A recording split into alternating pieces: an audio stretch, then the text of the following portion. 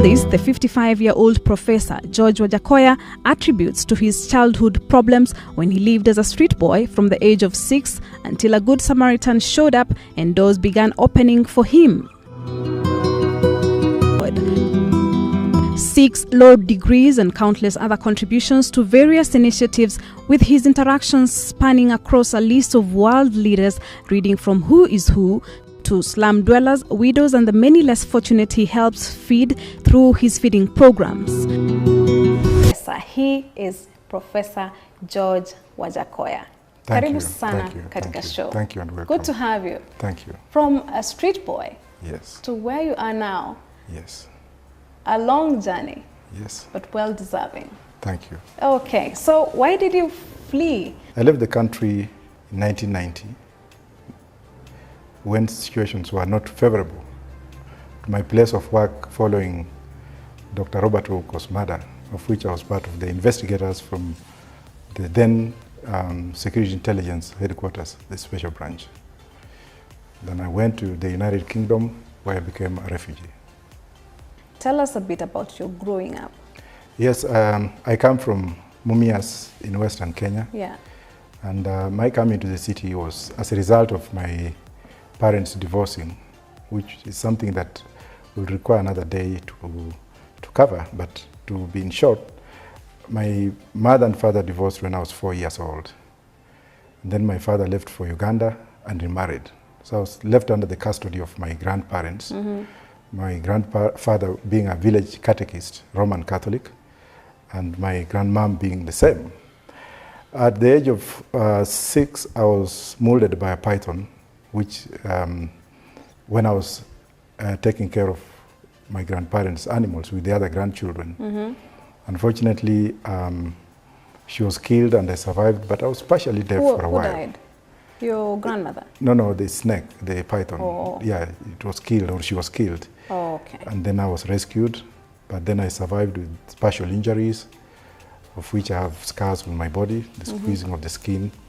And then that in itself made it worse because my mom had been actually branded as a witch because she could not give birth immediately she was married. Yes. Because 16 cows were paid as dowry. So they expected her to give birth simultaneously and immediately. Mm. When it took 2 years, they came up with a conclusion that there was something wrong with this woman. Yeah. But when she bore me, that's when her problem started, because that was like a disapproval to their myth and what have you. Okay. So when I was born, she was excommunicated from the village, and a small hut was built for her outside the village, where she stayed as an outcast. Okay. And then later on, when she became pregnant of my second sister, and while she was in labor alone, things went so bad that my young sister died thereafter. And that's when she left. Mm-hmm. So when she left, I continued, as I said, about the snake. And then I was removed from that village to go far away so that I don't contaminate the family with my mother's witches.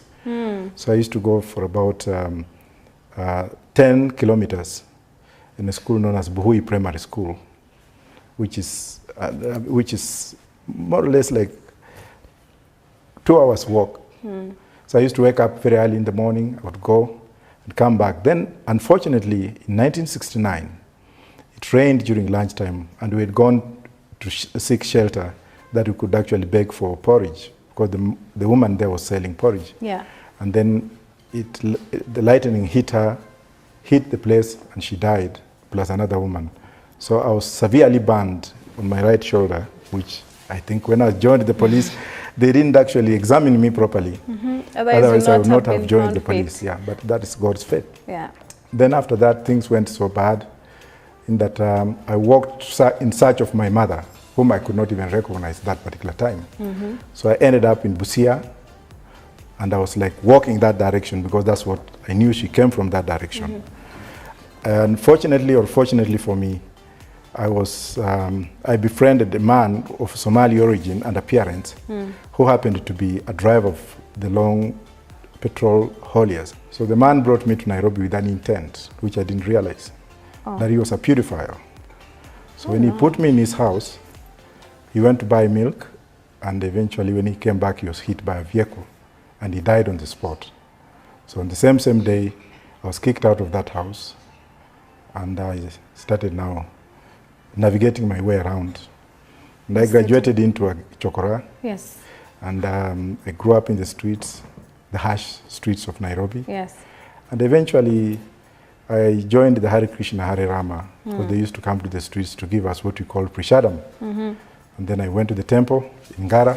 I grew up in Ngara. They took me to school. And to say it in short, one of their worshippers, Mr. Ramlal Sharma of City High School, took me from the temple to his home in Ngara, where Pioneer International University is. That is the former City High School. Yeah. Where I was privileged to go to school. Yes. My classmates included people like Honorable Ruben Dolo of Makadara. Okay. And people like Ranalo of the Ranalo restaurant, who can attest to what I'm saying today.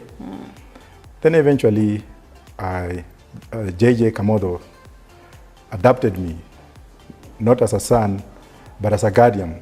Okay. And by then he was Minister for Higher Education. All right. And when I finished my Form 4, he actually literally sponsored me to high school, plus the late Njiru, the MP from, former Assistant Minister from Kirinyaga. And in fact, when they died, I attended their funerals, and they made me to be what I am today. Okay, very well then. Later on, you became a police.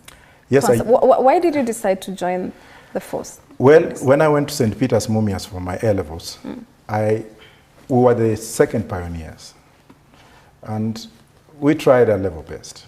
I got 1 principal and 3 subsidiaries, which totaled 6 points. Okay. But those who got 7 points with at least 2 principals, they went to the university. So I was short of going to the university. But in my mind, I was like, well, one day I will. And that's why I decided to join the Kenya Police as a constable. Okay. Because I wanted at least to do something. Yeah. Then when I joined the police, I came back and I was posted in Central Police Station. Then years later, Moi, by then he was the president, he gave an order that all Form 6 graduates who are in the police be taken back to Kenya Police College for special SOIP, special inspectorate course. Okay. Which I went, I came back, and then I was posted here in Kasarani. Brown, just here? Yes, Okay. when I became an inspector. Okay. Before I joined the National Security Intelligence. Okay. By that time, they called it Special Branch. Yeah. Yes. All right. But what was your ambition before you joined the police force? My ambition was to serve, to be a servant in whichever capacity. And also, I thought I would do better in the police. Because police work is God ordained. Those who really know the meaning of the word police is to serve. You're like a priest. You're serving the subjects of God in another way. You're protecting lives and property. You could have become a teacher. Yes, I was a teacher before, an untrained teacher before I joined the police. All right. And my students read of people like Honorable Wajackoyah'S, whom I taught in Form 4 in Ravel Secondary School. I taught lawyers like Jacob Mtula, and there are those who are, but I was an untrained teacher. But I did not have the opportunity to go and do a diploma in education. Yes. Okay, so we'll go. You are an amazing guy. I have read that when you fled the country, you went and studied law. Yes. And you have not just 1, 2, but 6 law degrees. And you teach at the Heritage University, American Heritage University, and you still tried to become the president. You still went for the highest office of this country. Yes. Why did you do that? Well, one, I'm a Kenyan. I'm more than 35 years old. I am sane, and the Constitution allows me, or any other Kenyan. Yes. So in short, you met the basic requirements? Yes. That's why you went for? Yes, it's a job like any other job. Yeah. And why not try? Okay. You give it a trial, another trial, another trial, and another trial. Yes. What was the other ambition that you had? As I said before, my ambition was to serve. And I served this country as a police officer. I served the dead as a grave digger. Yeah, you did? Yes, when I was in England. I worked in the morgues, cleaning dead bodies. That was a service to humanity. I served also as a security guard. That was a service to humanity. And I also looked at that and I said, well, let me come back home and also try to serve. If the people give me the opportunity, well and good. If not, wherever comes my way, like what I'm doing right now, will be sufficient. Okay. Yes. What are you doing right now? Actually, to start it this way, I've never ended in my task and task for education. Okay. When I came back, I was very ignorant of the Kenyan legal system. And being a law professor, I sounded out of place most of the time. And I decided to join the Kenya School of Law, which when I went there, they referred me to Riara University to do certain courses, which I did. And while I was there before completing... You're already qualified? Okay, okay. I was called back to Kenya School of Law, and I just finished the 1 year. All right. Now I'm doing pupillage. Okay. That will actually make me complete, and my desires would have come to fruition. And that when there are Kenyans who are in need and they cannot afford justice, then I can come in and assist them pro bono. Okay. So I'm just waiting, and we take it from there. Yeah. Yes. All right. So you want to serve Kenyans? I'm already serving Kenyans in so many capacities right now. Yeah. Yes. But you feel like you're going through the law school will help you be able to practice here. To access justice, yes. And so access the justice system and help more Kenyans. Yes. Okay, but then one would go back to where you started. Right. Before you left the country. Right. And that was trying to seek or get justice for one person. Yes. But then why didn't you begin there? Why didn't you let everybody know, or at least give the families of this person, you know, what they're looking for, which is answers? I cannot comment on that one. Are you still trying to correct something you did not do back then? I cannot comment on that too. And how is it that you're able to serve Kenyans, as you say, you're able to still serve your country while out there? Number one, there are so many Kenyans like me who serve this country from outside by remitting a lot of cash in this country for cash flow in a viable economic market-friendly notions in terms of economics. That's number one. Number two, there are so many Kenyans who have fought for this country while they were outside, carrying posters and placards during that thematic and systematic dictatorship in this country. There are those Kenyans who actually lobbied other governments outside. Yeah. I was part of that process. Okay. And we made, while Kenyans were fighting here, there are those who are fighting from outside. That was a service to this nation. Okay. And when I was also a lawyer in Britain, before I went to the United States for further education, I also served those Kenyans who had left this country and ran away to be refugees in the United Kingdom. So you represented Kenyans in the UK? I did a lot of representation. Pro bono? Not pro bono, because we had to survive. And yeah, there were those cases we did pro bono, because you have to account for what you are doing. You cannot be charity. So we did a lot of work there. And that work has come to fruition because most of the Kenyans that remained outside the country have done so well. And we are so many there. Some are doctors, some are lawyers, and they are representing the value of our flag outside this nation. Are you trying to get something from your philanthropic life? I will refer you to what Jesus did when he was here on earth, and he's my witness today because I'm a believer. Jesus left one strong advice, that don't let the left hand know what the right hand is doing. Yeah. And he also talked of the Pharisees. When they give, they go out there to make a trumpet. Yes. Those, if I was in that category, then eyebrows would be raised. For the first time, I'm talking of what I'm doing, not holistically. All I'm doing with others, we're just trying to do what I missed when I was growing up in the streets.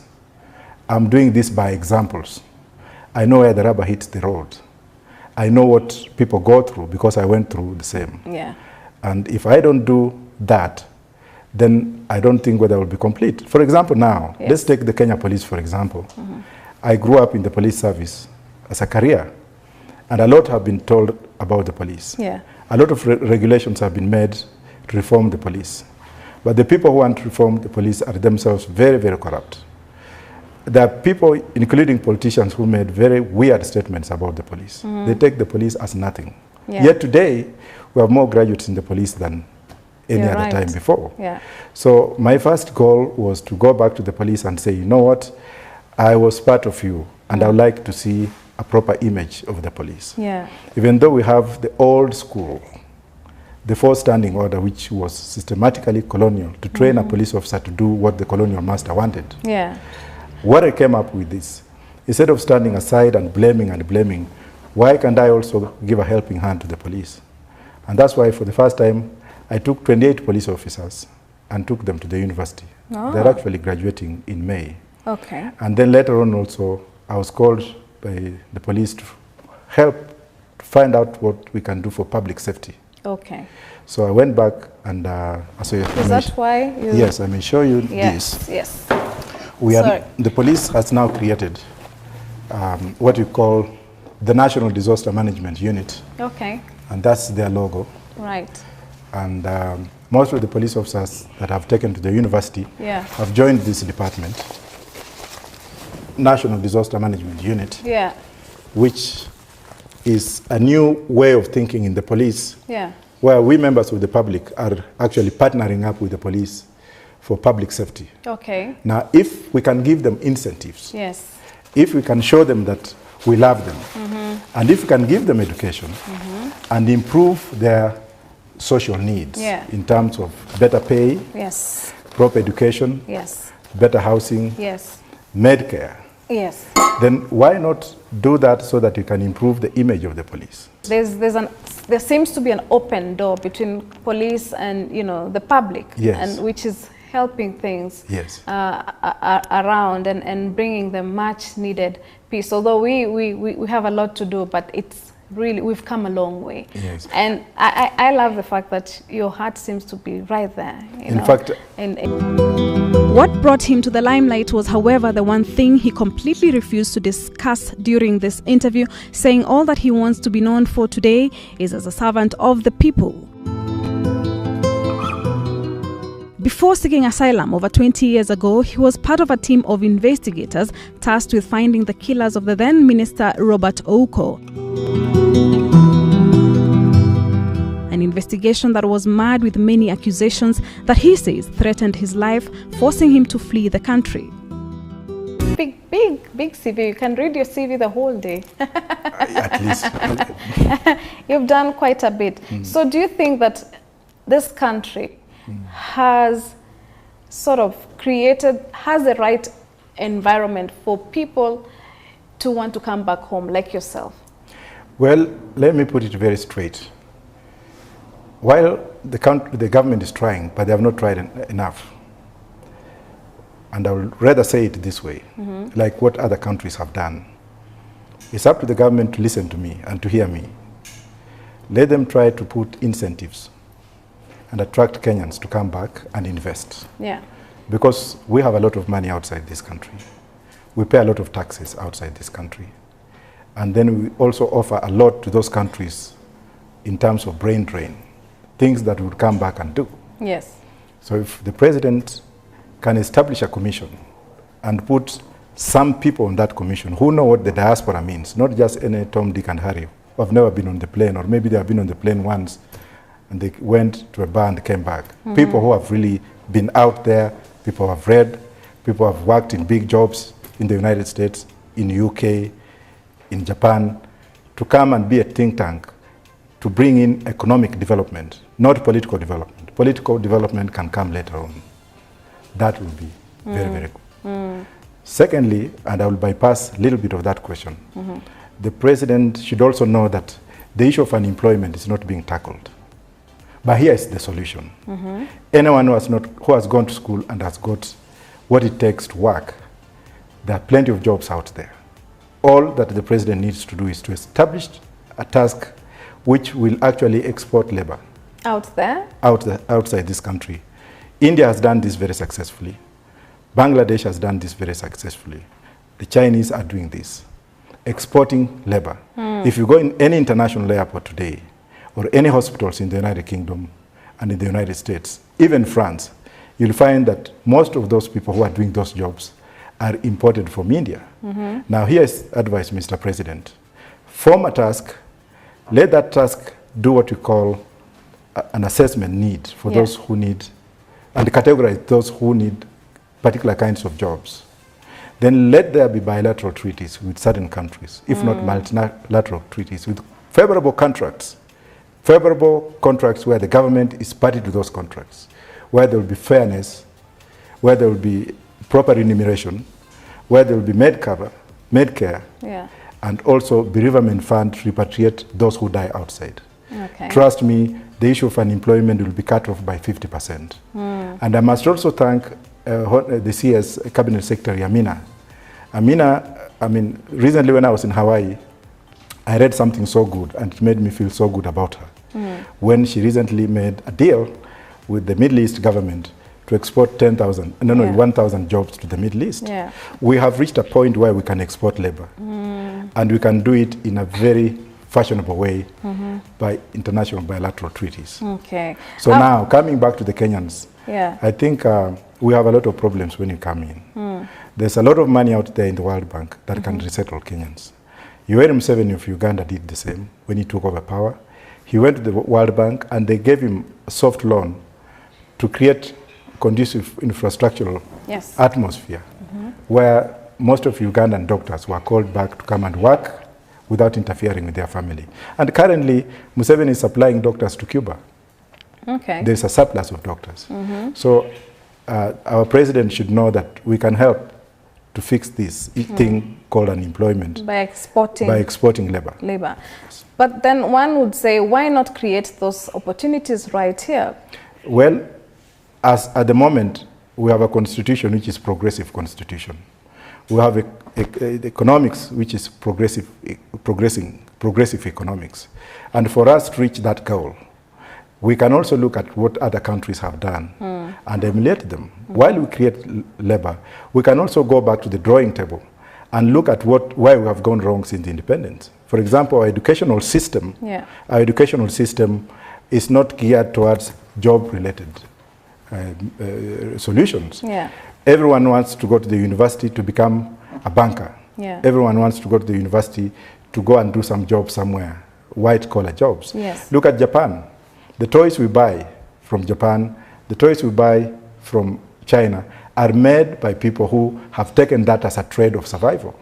So if we do not have technical institute-oriented education, whereby we teach people how to invest and how to think positive in terms of economy and development, it will take us a very, very long time. How is it that you went for not one, not two, not three, but 6, low degrees? What did you want to achieve? Actually, what were you trying to prove? When I was in the UK, I went to the UK when I was 34 years old. I didn't have means. The only thing I could have done with my accent was to go to school. And because I was deprived of that when I was here, I found it prudent that I should also do something unnatural and unusual. That's why I did degree after degree after degree in the United Kingdom before I went to the US after practicing for a while to go back again to law school. And they're all law degrees? Yes, and even I've also finished Riara University here and the Kenya School of Law. So education never ends, and I wanted to achieve the best to help me stand on a proper platform. And I'm still going on with education. Okay. Yes. Do you think you're trying to prove a point to those who wanted to finish you at that time, or those who think you're not fit to be in this country or to have a say? I think intelligent minds or smart people use smart people's ideas. Ignorant people use ignorant people's ideas. So there are two things we are talking about here. Smart people will use other people's ideas to progress. ignorant people will not use smart people's ideas to progress. And that's how I can answer that question. Okay. You seem to be a very, very well-calculated and careful man in the things that you do. Are you paranoid? I don't fear anybody. I only fear God. If I was a man who feared, I would not have come back and stayed in Mlango Kubwa when I first came in the country. Oh. I don't have bodyguards. God is my bodyguard. So the word fear is not part of my vocabulary. I walk, I eat, and I talk. I feed people in the valley, in Madare and what have you. Do you feel called to do more than the normal politicians or the normal leaders are doing in our country? Well, there's no degree of comparison, but what I do is from my heart. The partial scholarships I've given to over 800 people in the country is from my heart. Yeah. It's giving back to those who are not able to reach somewhere, the way I was. Even though mine I got through grave digging and sweat, I don't want any other person to suffer that way. Grave digging and sweat. Yes. Tell us about that. I was a grave digger in Highgate Cemetery for 7 years in England. And I was also a security guard at the same time to get money to pay for my school fees. So I know exactly what it is to go through what I went through. So if you find single mothers, you try to people help. who have not gone to the university because they lacked points to go or money to go, why not give them a bridging course like a diploma so that when they finish they can now take care of themselves? And that's what God has empowered me to assist, to help, to use. Yes. All right. How were you sustaining yourself as not as a student, but later on when you began now, when you graduated? I had a law firm in London where I trained a lot of Kenyans who are now lawyers there. I've taught in many institutions, and I have a lot of friends around the world. You name India, I have a friend in India. I don't want to name drop, but I have friends. I have even friends here, political friends in this country, that I'm helping with scholarships, that they can also reach out to the needy. How are you able to do this? Because then one would say, is it coming from your pocket? How are you sustaining I it? have well-wishers around the world. Yeah. If you look at some of my pictures, they will see me with people like the King of Kuwait and what have you. I have friends. Okay. When I need little change, yeah, I can call and they will provide and I will help. Okay. Yes. All right. Last but not least, your mother. Yes, I met... You say you met her after... 49 years. 49 years. She was very strong. Yeah. She was... she's my iron lady. We had joy. The joy in my mother's eye gave me the nurture of good feeling. She didn't even have a single white hair. And when she told me that she had been cutting sisal in Mogotio, cutting sisal on the farm for so many years, I was like, really? So I visited there with her. And now I'm also doing something for the people of Mogotio. Okay. I'm going there to offer them what I can offer them, to say thank you for taking care of my mom. Yeah. And I'm also looking at the needy kids and talking to them on how to come out of the streets. How did you feel when you met your mother? Because it was the greatest huge thing. Yeah. She had a little house, which I could not even enter. It's on the Facebook. It was a little round house that I could not, my head hit the roof, and I could not even sleep in. So I was asking her, Mom, how do you sleep in this house? And she was like, well, I sleep this way. So I demonstrated. And then I laughed, and then I said, who owns this land? She said, your uncle owns the land. That's when she had left Mogotio to Busia. So I'm planning to build her a decent home. Yes. But before I do that, I want her to go and see her grandchildren in UK. Yeah. And also go and enjoy the US. I will be flying her to Hawaii. Yeah. I know she's too old and naive, but she's my mother. And I want to do the best for her before God takes her away. Yeah. Yes. Awesome. She is your mother. How did you know she's the one, though? Because you left when you're 4 years? I had relatives who kept in touch with her. Okay. And she looks like me. Yeah. And so there's no doubt. Yeah, and she spoke in some of my campaigns when I was running for president. Yes, I've seen that. I didn't have a wife, so my mother was like, come on. Said I'm a lioness, and I gave birth to a cub. Okay. What do you think of marriage? Marriage is a very, very important institution. Even though now, I don't know how to define it because of sexual orientation, where men are marrying men and women marrying women. have nothing, no qualms with that. But marriage is a very solid institution which should be encouraged at all costs. Yes. You never got married yourself? Yes, I never got married, but I'm waiting upon the Lord to give me. Already. I'm sure she's somewhere. Yeah, I have a girlfriend. Okay, in the good US. enough. And your children are all in the US? Apart from one of your sons is a footballer. Yes, my son used to play for the Arsenal Junior. He's now signing in with Chelsea. Yeah. But these kids were born in Britain. They are big now, and I thank God for them. And you're a proud father? Yes, I'm a very proud father. Yeah. And I take care of them. Okay, so he even attempted the office of the president in the last election, but his highlight in the recent past, he says, was when he first met his mother in 49 years. That is a moment he cherishes. He spends a lot of time fundraising for his many projects centered in giving back to the society.